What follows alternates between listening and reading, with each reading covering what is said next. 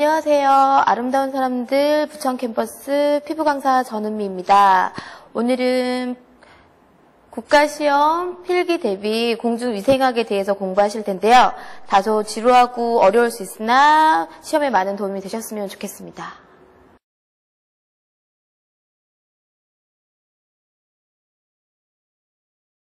자, 우선 공중보건의 개념에 대해서 알아볼 텐데요. 윈슬러가 얘기하는 공중보건의 정의로 보면 조직된 지역사회의 노력을 통하여 질병을 예방하고 수명을 연장하며 건강과 효율을 증진시키는 기술이며 과학이다. 자, 공중보건의 대상층은요, 지역주민 단위의 다수가 되고요. 목적으로는 질병 예방, 수명 연장, 신체적, 정신적 건강 및 효율의 증진에 목적을 두고 있습니다. 공중보건의 접근 방법으로는요, 조직된 지역사회의 노력이라고 보실 수 있습니다. 다음으로 공중보건의 범위로 보면요, 환경, 질병, 보건으로 나눌 수 있고요. 환경 관련 분야로는 환경위생, 식품위생, 환경오염, 산업보건 나눌 수 있고요. 질병관리 분야로는 전염병 관리, 역학, 기승충 관리, 비전염성 관리로 나뉠 수 있습니다. 보건관리 분야로는요, 보건행정, 보건교육, 모자보건 등, 의료보험 보장제도, 보건역량 등, 영유아 보건, 사고관리, 가족계획, 보건통계 등 관리로 나눌 수 있고요. 자, 질병으로는요, 질병관리로는 질병이란 우리 몸의 조직 또는 기관에 장애가 생겨 정상적인 기능을 하지 못하는 상태를 얘기하는 거고요. 질병의 발생 요인으로는요, 병인, 병연체 요인, 2. 숙주, 인간에 의한 요인, 3. 환경 요인으로 나뉠 수 있고요. 병인의 경우 숙주의 침입 및 감염 능력, 외계의 생존 및 증식 능력, 질병을 일으키는 능력으로 보시면 되고요. 인간 요인으로는 연령, 성별, 영양 상태, 병에 대한 저항력, 유전적 요인, 생활 습관으로 인한 요인이 있을 수 있습니다. 환경은 물리적, 화학적 환경, 생물학적 환경, 사회적, 경제적 환경으로 인한 질병 발생의 요인을 나누어 볼 수 있고요. 자, 질병의 자연사 내용을 보실 텐데요. 단계별로 1단계에서 5단계로 나뉘어져 있고요. 1단계 보시면요. 우선 1단계는 병에 걸리지 않고 건강이 유지되는 시기를 얘기합니다. 그래서 질병 과정으로는 병원체, 숙주, 환경의 상호작용으로 인하여 보시면 되고요. 저걸 예방할 수 있는 건 환경 개선, 건강 증진, 생활 조건 개선으로 인해 예비하실 수 있고요. 2단계 초기 병원 성기는 질병에 걸리는 되는 초기의 시기이나 질병에 대한 저항력이 요구되는 시기라고 보시면 됩니다. 이것 또한 예비적 조치로는 예방접종, 특수 예방을 통해서 예방하실 수 있으시고요. 3단계 불연성 감염기인 경우 병원체에 감염이 됐으나 임상 증상이 없어서요. 본인이나 타인이 환자임을 모르는 상태로 활동 제한이 없기 때문에 전염병 관리상 중요한 관리 대상이 되는 3단계입니다. 이 또한 조기 진단이나 집단 검진을 통해서 예비하실 수 있으시고요. 4단계 발현성 질환기 같은 경우는 병에 걸린 시기이며 이미 감염이 되어 증상이 나타나는 시기입니다. 이거 같은 경우에는 예비적인 조치라고 하면 조기 치료, 어차피 병이 진행됐기 때문에 빠른 치료를 통하여 예비하실 수 있으시고요. 5단계 회복기는 질병이 걸린 후기 때문에요. 예비적 조치로는 재활, 어차피 병에 걸리고 난 다음에 건강이 회복될 수 있도록 재활되는 부분, 질병은 이미 회복이 되거나 또는 사망에 이르는 가장 마지막 단계라고 보시면 됩니다.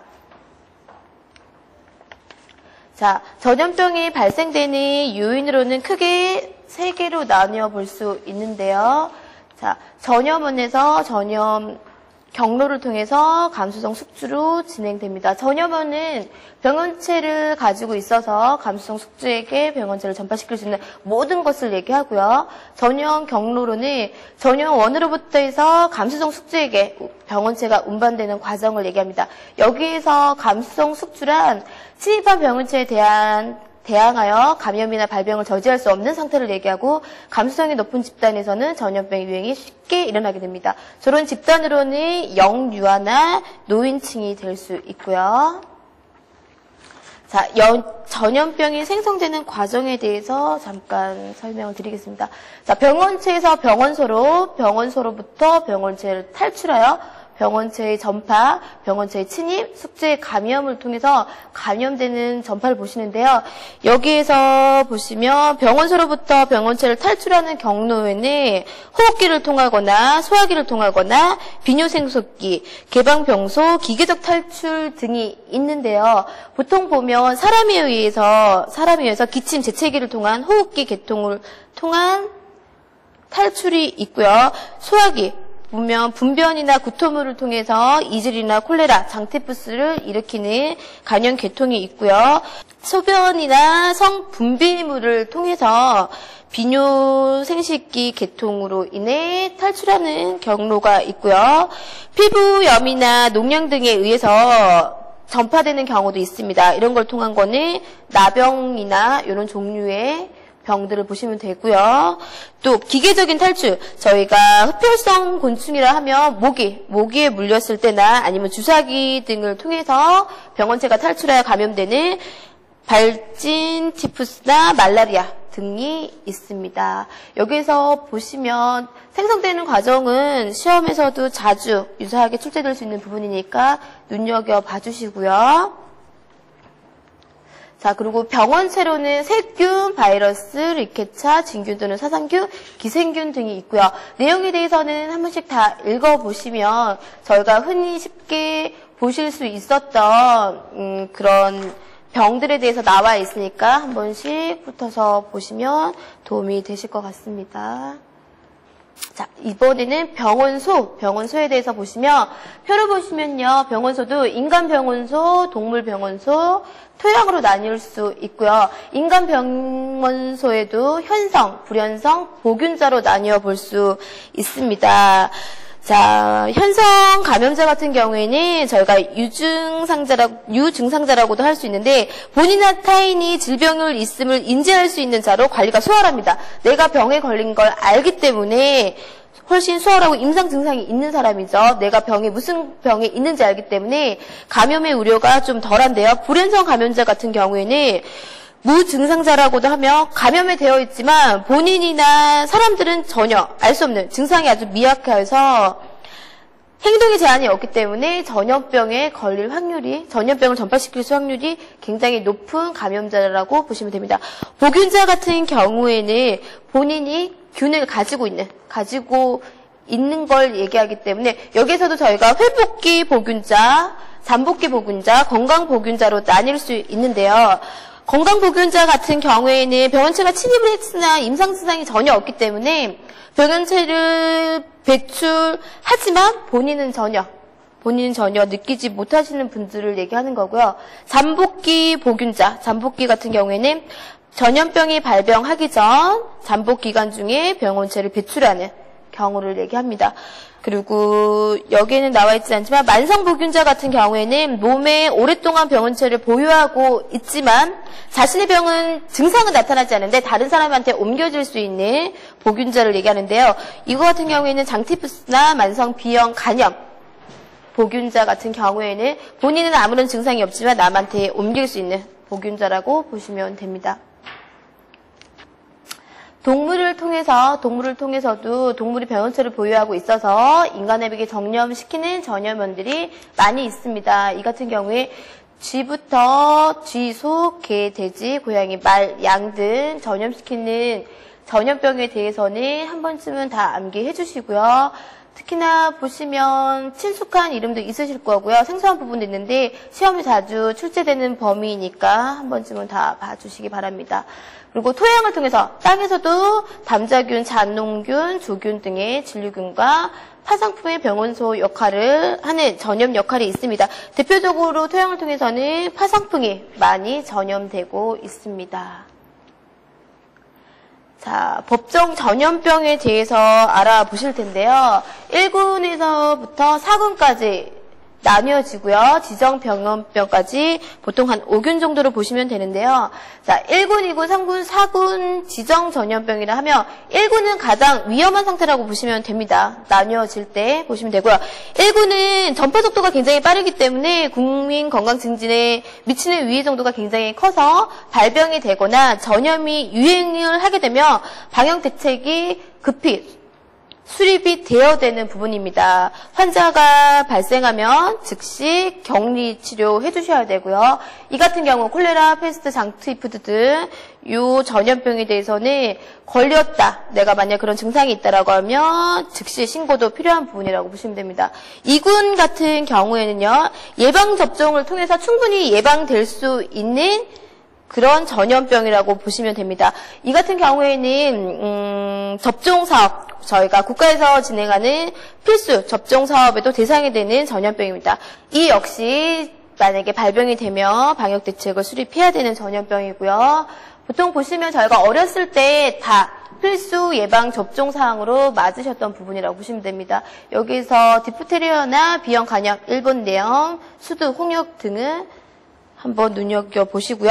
3군 전염병 같은 경우에는 유행할 가능성이 있어서 지속적으로 발생을 계속 주시하는 경우를 얘기하고요. 이 역시 방역대책의 수립이 필요한 부분입니다. 이거는 근데 모니터나 예방 홍보 접종을 통해서 충분히 예방될 수 있는 부분이니까요. 이거는 내가 만약 이런 전염병에 걸렸다 그러면 7일 이내에 신고를 해 주셔야 되는 병입니다. 4군 전염병인 경우에는요, 국내에서 새로 발생한 신종 전염병 증후군으로 재출현성 전염병 또는 국내 유입이 우려되는 해외 유형 전염병으로 방역 대책의 긴급한 수립이 필요하다고 인정되어 보건복지부령이 정하는 전염병입니다. 여기 보시면 황열, 댕결, 마르부르 열 등 저희가 잘 알지는 못하지만 신종으로 계속 발병이 되는 부분이라 이 부분도 역시나 내가 만약 이런 병에 걸리게 되면 즉시 신고가 필요하고요. 보건당국에서도 방역대책의 수립이 꼭 필요한 전염병이라고 보시면 됩니다. 지정병 전염병 같은 경우에는 평상시 감시 활동이 계속 필요한 전염병들입니다. 이거 같은 경우에도 역시나 예방접종을 통하여 충분히 예방될 수 있는 전염병이라고 보시면 됩니다. 1군부터 4군까지는 분류하는 부분에 있어서 시험 문제 출제가 많으니까 유심히 다시 한번 봐주시기 바랍니다. 가족 및 노인 보건에 대해서 간단하게 설명드리겠습니다. 시험 문제의 출제 비중이 그다지 높은 건 아니기 때문에 한번 좀 읽어보시면 되실 것 같은데요. 인구정책은 인구의 적정한 상태를 실현하기 위한 국사의 의식적, 계획적 대책을 얘기하는 부분입니다. 인구정책의 방법으로는 양적 조정 정책, 질적 조정 정책으로 나눌 수 있는데, 양적인 거는 저희가 가족 출생률로 보실 수 있으니까요. 가족 계획 사업을 통하여 구현하실 수 있으시고요. 질적인 부분이라고 하면 요즘도 남녀 성비 비율 때문에 문제가 많이 되고 있는데요. 성별, 연령별 등의 불균형을 결혼 및 출산을 통하여 이루려는 위생학적 정책과 결부되어 있다고 보시면 됩니다. 저렇게 두 가지로 나누어지고요. 나머지 보건지표의 역할, 그리고 보건지표의 생산 항목 등에 대해서는 한 번씩 읽어보시면 될 듯 합니다. 노인보건으로 넘어가서는요. 자, 노인보건은 고령화 사회가 되면서 요즘 사회적으로 대두되고 있는 부분인데요. 노인보건은 노년, 65세 이상의 건강에 대한 문제를 다루는 것이고, 노인보건의 중요성으로는 이미 저희 나라도 고령화 사회에 진입했고요. 노화의 기전이나 유전적 조절 등에 대해서 관심이 고조되고 있습니다. 노인 인구 급증으로 인해서 만성, 비전염성 질환 등도 급증됨으로써 노인성 질환의 장기 치료가 필요하므로 국가 총 의료비가 증가합니다. 그래서 노인 보건에 대한 부분도 요즘 많이 대두되고 있고요. 노인 질병 예방을 위해서 1일 1800칼로리는 섭취하게끔 권장하고 있고요. 술, 담배는 조절해 주시고 규칙적인 목욕이나 배설 부분, 충분한 숙면과 적절한 운동을 통하고 정기검진을 통하여 노인 건강이 증진될 수 있도록 노력을 기하고 있습니다. 이 부분도 크게 비중 있는 부분은 아니지만 한 번씩은 읽어주셔서 인지하시길 바랍니다. 저희가 나누는 보건지표 부분도요. 건강지표, 보건의료 서비스 지표, 사회건강지표로 나뉠 수 있는데요. 이 부분도 크게 비중이 있는 부분은 아니지만 저희가 꼭 인지하셔야 되는 부분이니까 한 번쯤 읽어봐 주시고요. 건강지표로 나누는 부분에 있어서 건강지표는 개인, 가족, 지역사회 또는 인구 단위의 건강 수준이나 특성을 나타내는 수량적 지표로서 다소 축소된 한계적 개념이며 이는 평균 수명, 질환 이완율, 비례 사망지수, 조사명률 등으로 나눌 수 있습니다. 자, 나누는 부분에 있어서 비례 사망지수, 전체 사망자에 대한 50세 이상의 사망자 수의 구성 비율을 나타내는 거고요. 평균 수명은 생명표상의 출생시 평균 여명을 얘기하는 거고, 조사망률은 인구 1000명당 1년간 발생하는 사망자 수를 표시하는 비율입니다. 영아 사망률 같은 경우에는 일반 사망률에 비해 통계적 유의성이 가장 크므로 대표적인 보건 수준평가의 기초 자료가 되므로 이 부분은 꼭 암기하시길 바랍니다. 영아 사망률이 저희 보건평가 수준의 기초 자료가 된다는 것에 대해서 다시 한번 인지하시고요. 기후의 3대 요소에는 기온, 기습, 습도라고도 얘기하고요. 기류 등이 있습니다. 기온은, 기후의 온열 요소로는 기온, 기습, 기류, 복사열 4가지로 나뉠 수 있고요. 자, 실내 온도는 보통 인간이 활동하기 제일 적합한 18도 플러스 마이너스 2도 정도고요. 침실은 플러스 마이너스 2도, 병실의 최적 온도는 21도 플러스 마이너스 2도 정도입니다. 일교차는 기온이 하루 동안에 변하는 차이, 즉 하루 중에 최고 기온과 최저 기온의 차이를 얘기하며 일주 30분 전에 기온이 가장 낮고 보통 오후 2시경이 기온이 가장 높습니다. 습도는 대기 중에 수증기가 포함된 정도로 수량으로 나타내는 것이고요. 대체적으로 40에서 70%의 습도가 인체에 쾌적감을 줍니다. 기류는 공기의 흐름을 말하며 바람을 뜻하기도 하는데 흐르는 속도나 방향 모두가 불규칙하게 변화하고요. 복사열은 대류를 통하여 열이 전달되지 않고 열이 직접 이동하는 것을 복사열이라고 얘기합니다. 태양 광선 중에서 자외선에 의한 열과 온도의 차이에 의한 물체의 발열에 의한 12가지의 경우가 있고요. 여기서 보시면 기온이나 기습이나 기류 등에 보시면 기온에서도 실내 온도, 병실 최적 온도에 대해서는 한 번쯤 눈여겨보시기 바랍니다. 다음으로는 공기. 공기는 질소, 산소, 아르곤, 이산화탄소의 4가지 화학성분이 공기의 99.9%를 차지합니다. 산소는 사람의 호흡을 통하여 필요한 산소를 흡입하고 인체 내 영양소를 연소시키는 데 이용되고, 질소는 공기 중 최적 배분율이 78%로 가장 많이 비중을 차지하고 있습니다. 잠수 작업을 하실 때요, 체액 속의 질소가 기포를 형성해서 혈관을 폐쇄시켜 통증을 유발하는 것을 잠합병, 감압병 등이라고 얘기하는데요. 이 잠합병에 대한 부분은 시험에도 몇 번 출제된 적 있으니까 한번 눈여겨보시고요. 이산화탄소 같은 경우에는 무색, 무취의 무독성 가스로서 약산산성을 나타냅니다. 소화제나 청량음료 등에 많이 사용하고요. 자, 그리고 유해한 유해가스로는 일산화탄소, 이양산가스, 이산화, 질소, 오존 등이 있습니다. 대기 오염은요, 대기 오염이란 대기 중에 인위적으로 배출된 오염 물질이 존재하여 오염 물질량 그 농도 및 지손 시산이 어떤 지역 주민의 불특정 다수에게 불쾌감을 일으키거나 해당 지역에 보건상 위해를 미치고 인간과 동식물의 생활에 해를 주어서 도시민 생활과 재산을 향유할 정당한 권리를 방해받는 상태를 얘기합니다. 요즘은 대기 오염에 대해서도 대두가 많이 되고 있는데요. 대기를 오염시키는 물질로는요, 1차 배출원에서 직접 대기로 배출되는 먼지, 재, 황산화물, 질소, 화산물, 탄산수, 일산화탄소 등이 있고요. 2차 오염 물질로는 오존, 펜알데히드 등이 있습니다. 물에도 수질 오염 부분을 보시면요. 지표수, 지하수 및 해수로부터 물질, 유독 물질 등이 유입되어 물의 물리적, 화학적 변화가 일어나 각종 용수로 사용할 수 없거나 수소 생물의 악영향을 초래하는 경우를 얘기하고요. 그걸 방지하기 위해서 하수도가 있는데요. 하수도는 하수구의 종류는 함유식, 혼합식, 분류식으로 분류가 되고요. 함유식은 오수와 하수도로 유입되는 빗물, 지하수를 함께 운반하여 처리하는 우리나라에서 가장 많이 쓰이는 종류 분류고요. 혼합식은 천수, 눈과 비를 통해서 오수의 일부를 함께 운반 처리하는 방식입니다.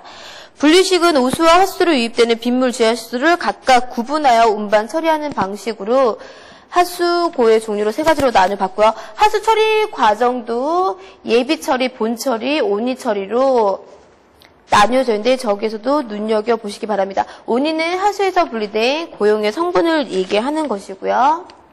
산업보건은 1950년대 정의 내려져 있는 부분을 보시면요. 모든 산업장, 직업인들의 육체적, 정신적, 사회복지를 고도로 증진, 유지하는 데 있다. 산업보건 공장 목표로는요. 노동 조건으로부터 근로자 보호, 채용 시 적정 배치 기여, 정신적, 유체적 안녕 상태 유지, 증진으로 보시면 되고요. 산업보건의 목적으로는 근로자의 건강을 보호, 증진하고 노동 생산력을 향상시킨다. 여기에서도 보시면 정의되어 있는 연도라던가 목적에 대해서는 한 번씩 꼭 인지하시기 바랍니다. 직업병으로 보시면요. 직업장애에서 불량한 환경 조건이나 부적당한 근로 조건 요인 때문에 특정한 질병이 발생되게 되는데 이를 직업병이라고 얘기를 합니다. 직업병에 발생되는 원인으로는요. 정신적인 원인, 인간관계에서 스트레스, 임금 요인, 직장인 안정성 등이 원인이 되어 발병하는 경우고요. 열에 의한 원인, 고습한 환경에서 작업을 했을 경우 신체의 부주와 순환 기능의 실조 등에 의해서 발병을 합니다. 이산기압으로 인한 원인으로는 잠수병, 고압증, 산소 중독증, 저기압 고산병, 저산소증이 있고요. 진동으로 인한 원인으로도 발전기를 이용하거나 전동기구 사용자 등에 의해서 발생합니다. 소음으로 인한 거도요. 소음 폭발음으로 통해서 후유증, 직업적 난청이 올 수 있는 직업병들이 있습니다.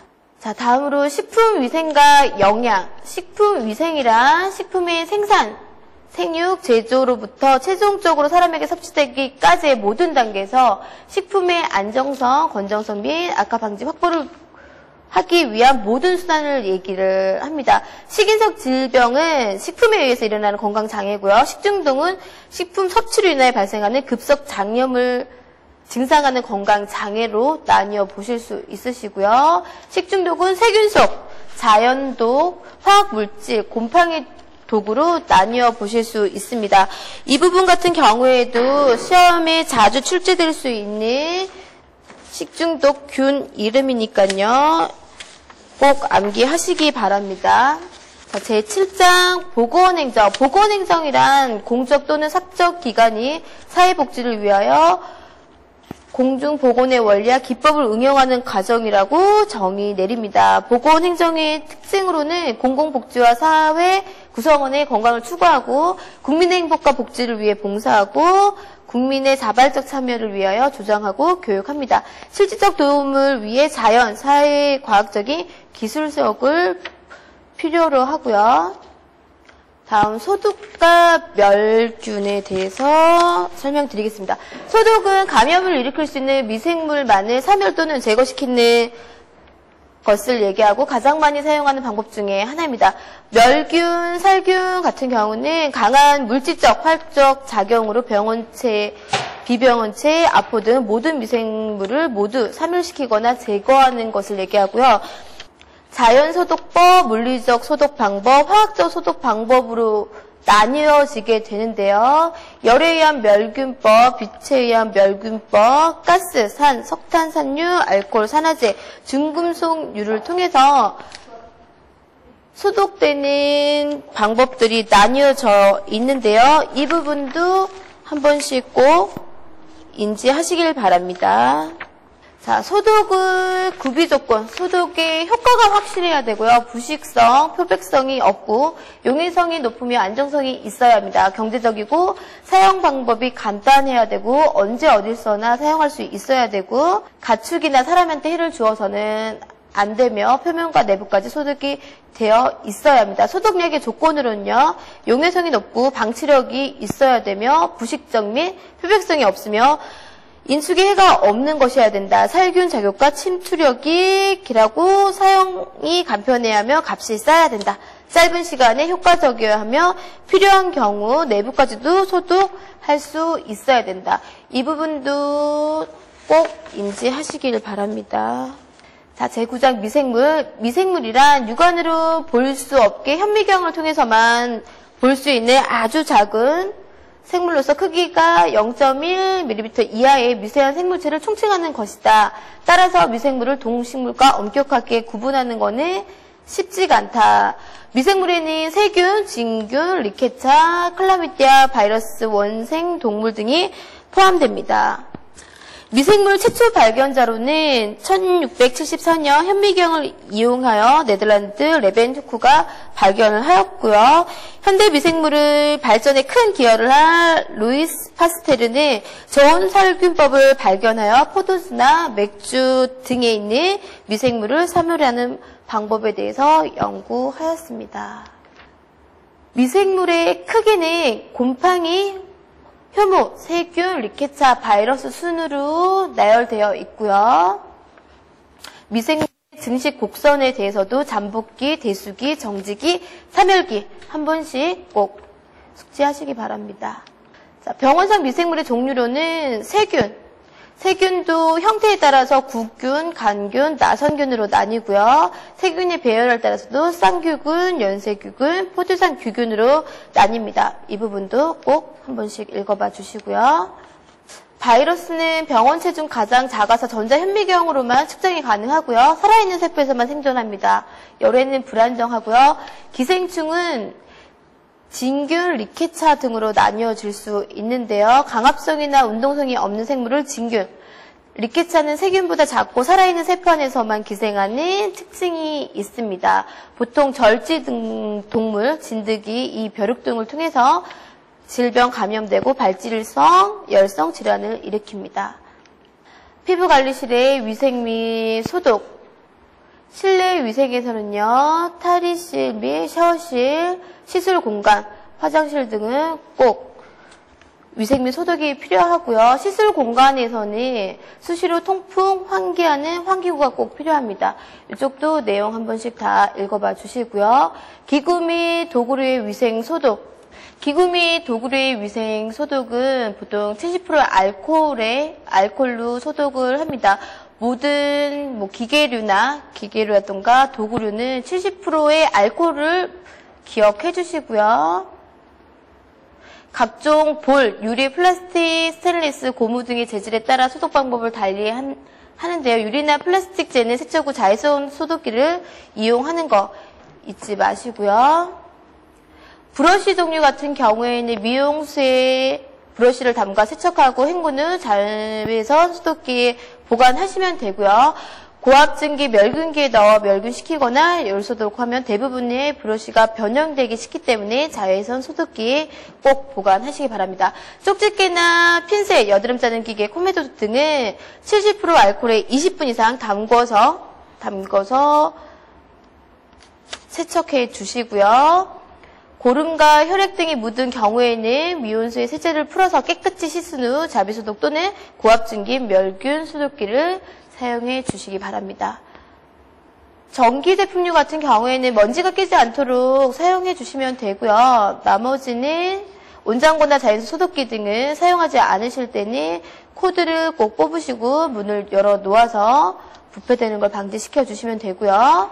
일주일에 한 번씩 식초를 넣은 물을 물통에 넣어서 8시간 이상씩 물로 인해 생기는 물석회를 제거하시면 됩니다. 버퍼라이저의 경우. 확대경 및 적외선 같은 경우에도요. 70% 알코올을 묻힌 적신 솜으로 깨끗하게 닦아주시면 되고요. 나머지들도 베드라든지 정리대라든지 모든 기구들 같은 경우에는 70% 알코올을 묻힌 솜으로 깨끗하게 세척해 주시면 됩니다. 자, 저희가 피부 관리를 행하면서 쓰시는 용품 같은 경우는요. 보통 시술을 하고 난 다음에 일회용품을 사용하고 난 다음에 폐기하도록 되어 있거든요. 그래서 클렌징이라든지 스파츌라 같은 경우도 금속재나 플라스틱재 같은 경우에는 소독을 통하여 재사용을 하는데요. 나무 재질 같은 경우에는 일회용 사용을 권장해드리고요. 해면 같은 경우에도 보통은 1회 사용을 하는 것이 이상적인데요. 재사용을 하실 때는 체감과 통풍이 잘 되는 곳에 펼쳐 말린 후에 꼭 자외선 소독기에 넣어서 소독을 해주셔야 됩니다. 면봉은 소독된 거, 왁스천도 필요한 만큼 잘라 사용하기 때문에 특별한 소독은 필요하지 않고요. 자, 베드 같은 경우에는 일회용 종이 시트를 사용하는 걸 권장하지만 그렇지 않은 경우에는 깨끗한 린넨, 천을 사용합니다. 사용한 천 같은 경우에는 모두 뚜껑에 있는 세탁물 통에 보관하여 실내 세탁을 해주시고요. 린넨 같은 경우에는 소량의 피나 고름이라도 묻을 경우에는 즉시 닦아냈거나 교환하여 삶는 것을 하도록 합니다. 다른 부분은 특별하진 않으시고요. 저희가 베드 같은 경우에는 꼭 삶아서 세균이라든지 번식하는 것을 방지하실 수 있습니다. 그리고 가운도 마찬가지로 저희가 피부에 직접 접촉하게 되니까 고객 한 분 한 분 사용할 때마다 새 것을 사용해 주셔야 되고요. 린셋, 저희가 나중에 여드름을 압출할 때 필요한 린셋 같은 경우에는 검은 면포나 흰 면포를 짤 때 동일 고객을 관리하는 동안은 계속 사용할 수 있지만 가면서 곧 피고름이 섞인 핀풀 같은 것을 짤 때는 같은 고객이라 하더라도 짜는 부위가 다르면 그때그때마다 새 걸로 교체해 주셔야 되고요. 역시나 70% 알코올을 적신 솜을 사용해서 저희가 소독을 꼭 해주셔야 됩니다. 자, 린셋은 따로 모아서 안전 보관함에 보관해서 폐기해 주셔야 되고요. 바늘 같은 경우에도 니들도 나중에 저희가 여드름을 짤 때나 사용하실 수 있는데요. 일회용으로 꼭 사용을 해주시고 버릴 때는 따로 안전 보관함을 통해서 버려 주셔야 됩니다. 자, 공중위생법에 대해서 간단하게 설명을 드리겠습니다. 공중위생법은 공중이 이용하는 영업과 시설의 위생관리 등에 관한 사항을 규정함으로써 위생수준을 향상시켜 국민 건강 증진에 기여함을 목적으로 두고 있습니다. 자, 공중위생관리법상 이 미용업으로 나뉠 수 있는데요. 이 영업 같은 경우에는 손님의 머리카락 또는 수염을 깎거나 다듬는 등의 방법으로 손님의 용무를 단정하게 하는 영업. 미용업 같은 경우에는 손님의 얼굴, 머리, 피부 등을 손질하여 손님의 외모를 아름답게 꾸미는 방법을 얘기합니다. 이용업과 미용업의 차이에 대해서 한번 보시고요. 자, 공중위생 영업의 신고. 저희가 나중에 샵이라던가 진행을 하기 위해서는 꼭 영업신고가 필요한데요. 여기서 그냥 유념해서 보실 거는 시장, 군수, 구청장에게 신고한다. 저거는 저희가 가로치고도 문제에 많이 출제되는 거니까요. 공중위생 영업을 하고자 하는 자는 공중위생 영업의 종류별로 보건복지부령이 정하는 시설 및 설비를 갖추고 시군구, 시장, 군수, 구청장에게 신고를 꼭 하셔야 됩니다. 자, 변경 신고를 할 때도 똑같고요. 시장, 군수, 구청장에게 신고를 해주셔야 되고요. 자, 변경을 하는 복지가족부령이 정하는 변경을 하는 사항은 영업소의 명칭 또는 상호가 바뀌었을 때, 영업소의 소재지가 바뀌었을 때, 신고한 영업장 면적의 3분의 1 이상이 증감했을 때, 대표자의 성명이 바뀌었을 경우에는 꼭 변경 신고해야 되고요. 변경 신고를 하실 때는 영업신고서, 변경할 사항을 증명하는 서류 꼭 챙기셔서 시장, 군수, 구청장에게 제출해 주셔야 됩니다. 폐업 신고를 할 때도요, 똑같이 시장, 군수, 구청장에게 신고해야 되는데, 이거는 폐업한 날로 20일 이내에 영업신고증을 가지고 폐업 신고해 주셔야 되고요. 영업을 다른 사람에게 승계하실 때도 꼭 시장, 군수 또는 구청장에게 신고를 해 주셔야 됩니다. 이때는 면허를 소지한 자에 한해서 지위 승계를 하실 수 있으시고요. 지위 승계를 하고 1개월 이내에는 꼭 신고를 해 주셔야 됩니다. 자, 영업자의 위생관리 의무. 자, 미용업이든 이용업이든 위생관리 한에서는 의무화시키고 있는데요. 이용기구를 소독한 기구와 소독을 하지 않은 기구는 꼭 분리하여 보관해 주셔야 되고요. 면도기는 일회용 면도날만을 손님 1인에게 한해서 사용하실 수 있습니다. 그리고 이용사든 미용사든 면허증을 꼭 영업소 안에 게시해 주셔야 되고요. 이용업소 표시 등도 영업소 외부에 설치를 꼭 해주셔야 되는 관리 의무를 갖고 있습니다. 미용사 같은 경우에도 마찬가지로 의약품을 사용하지 않아야 되고요. 순수한 화장 또는 피부 미용을 하는 그 이상의 관리는 허가되지 않고요. 미용기구는 역시나 소독을 한 기구와 소독하지 않은 기구로 분리하시고 면도기도 손님 1인에 한해서만 사용하실 수 있습니다. 면허증은 영업소 안에 꼭 게시해 주셔야 되고요. 자, 미용사 같은 경우, 미용업자 같은 경우에는 자, 전빼기, 깃볼빼기, 뚫기, 쌍꺼풀 수술 등 그 의료 행위와 유사한 의료 행위는 절대 하시면 안 되고요. 피부 미용을 위하여 약사법 규정에 의한 의약품 또는 의료 용구도 절대 사용하실 수 없습니다. 그리고 영업소 내에는 신고증, 개설자의 면허증, 원봉 등 미용 요금표도 꼭 게시해 주셔야 되고요. 영업장 안에 조명도가 75룩스, 그러니까 너무 어두워서 관리하는 데 있어서 불편함이 없도록 밝은 분위기를 계속 유지해 주셔야 됩니다. 이 미용 기구의 소독 기준 및 방법, 자외선 소독, 건열, 멸균 소독, 증기 소독, 열탕 소독, 석탄손수 소독, 크레졸 소독, 에탄올 소독 등에 대해서는 그 내용은 꼭 한 번씩 읽어봐 주시고요. 시험에도 많이 출제될 수 있으니까 헷갈려하지 마시고 꼭 한 번씩 다 읽어주시기 바랍니다. 자, 규제 대상 오염물질의 종류와 오염 허용 기준. 이 같은 경우에도 오염물질, 미세먼지, 일산화탄소, 이산화탄소, 포름알데히드도 오염 허용치 기준이 있습니다. 이 부분도 꼭 인지해 주시기 바랍니다. 자, 다음으로 이용사 및 미용사의 면허 업무 범위에 대해서 보는데요. 자, 면허 결격 사유자들 같은 경우는 금치산자, 심신상실의 상태로 있는 자로서 가정법원으로부터 금치산자라고 선고를 받은 자는 면허를 받으실 수 없습니다. 그리고 정신보건법에 따른 정신질환자, 다만 전문의가 미용사로서 적합하다고 인정하는 사람은 받으실 수 있으시고요. 전염병 환자도 복지 불영이 정하는 자로 면허를 받으실 수 없습니다. 그리고 또한 약물 중독자라든지 그리고 면허증을 발부받았지만 위반 또는 면허증을 다른 사람에게 대여한 이유로 면허가 취소된 후에는 면허를 1년간 받지 못하시고요. 면허 취소 정지 사유로는 시장, 군수, 구청장이 이용사 또는 미용사가 다음에 해당하는 때에는 면허를 취소하거나 6개월 이내의 기간을 정하여 그 면허를 정지시킬 수 있는데요. 결격 사유에 해당하는 경우는 그 면허를 취소할 수 있습니다. 그 취소 범위는 입법 또는 입법 규정에 의한 명령에 위반한 때, 그리고 위에 보시는 6조 2항 1호 내지 4호 등에 해당하게 된 때, 면허증을 다른 사람에게 대여한 때는 시장, 군수, 구청장 등이 면허를 취소할 수 있습니다. 자, 영업에 대한 규제 및 평가.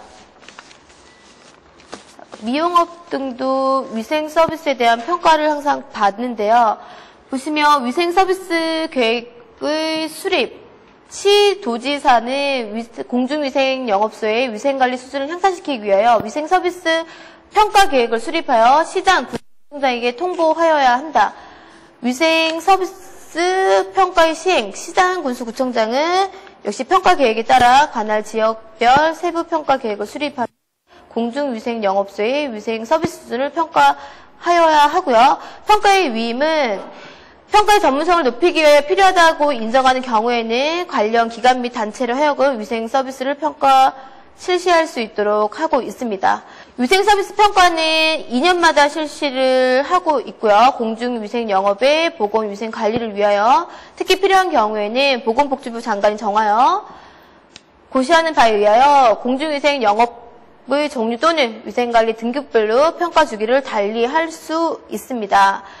위생관리 등급은 최우수, 우수, 일반 관리 대상으로 나뉘는데요. 최우수는 녹색, 우수는 황색, 일반 관리 대상은 백색으로 나뉘어져 있습니다. 이 부분은 시험에서도 자주 평가되는 부분이니까 꼭 암기하시기 바랍니다. 공중위생 감시원. 공중위생 감시원의 배치란 관계 공무원의 업무를 행하기 위해서 특별시, 광역시, 도 및 시, 군구에 공중위생 감시원을 두고 있습니다. 공중위생업 감시원의 자격 및 임명은 특별시장, 광역시장, 도지사 또는 시장, 군수, 구청장 등은 다음에 해당하는 소속 공무원에서 공중위생 감시원을 임명하는데요. 위생사 또는 환경기사 2급 이상의 자격증이 있는 자, 그리고 고등교육부에 의해서 화학, 화공학, 환경공학 또는 위생학 분야를 전공하고 졸업한 자, 아님 이와 동등의 이상의 자격이 있는 자로 정하고요. 외국에서 위생사 또는 환경기사의 면허를 얻은 자도 감시원으로 활동할 수 있습니다. 또한 3년 이상 공중위생 행정에 종사한 경력이 있는 자도 공중위생 감시원으로 임명받을 수 있고요. 예외로 시장, 군수, 구청장은 이에 해당하는 자만으로는 공중위생 감시원의 인력 확보가 곤란하다고 인정될 때에는 공중위생 행정에 종사하는 자, 공중위생 감시에 관한 교육을 2주 이상 받은 자들은 공중위생 행정에 종사하는 기간 동안 공중위생 감시원으로 임명할 수 있습니다. 여기에서도 자격, 감시원, 공중위생 감시원의 자격이라던가 이 부분은 꼭 인지해서 보시기 바랍니다. 공중위생 감시원의 업무 범위로는요. 공중위생 영업의 신고에 의한 시설 및 설비 확인, 공중위생 영업 관련 시설 및 설비 위생 상태 확인 검사, 그리고 위생 지도 및 개선 명령이 행하고 있는지 여부의 확인, 위생 교육 이행 여부의 확인 등을 하고 있고요. 위생 교육은 저희가 매년 받고 4시간씩 시장, 군수, 구청장이 이를 실시합니다. 위생 교육의 대상자로는요. 영업자는 매년 위생교육을 받아야 하고요. 그리고 영업 신고를 하고자 하는 자는 미리 위생교육을 받아야 됩니다. 부득이한 경우에 사전에 미리 교육을 받을 수 없을 때는 영업 개시 후 보건복지부령이 정하는 기간 안에 위생교육을 받을 수 있습니다. 보통 6개월 정도 기간 내에 받으셔야 하고요. 위생교육을 받아야 하는 자 중에 영업에 직접 종사하지 않거나 2인 이상의 위생교육을 받아야 하는 자 중에서 영업에 직접 종사하지 않거나 2개 이상의 장소에서 영업을 하는 자는 정호법 중에서 영업장별로 공중위생에 관한 책임자를 정하고 그 책임자는 꼭 위생교육을 받도록 되어 있습니다. 매년 실시하고 4시간씩이며 시장, 군수, 구청장이 이를 실시한다는 거 꼭 잊지 마시기 바랍니다.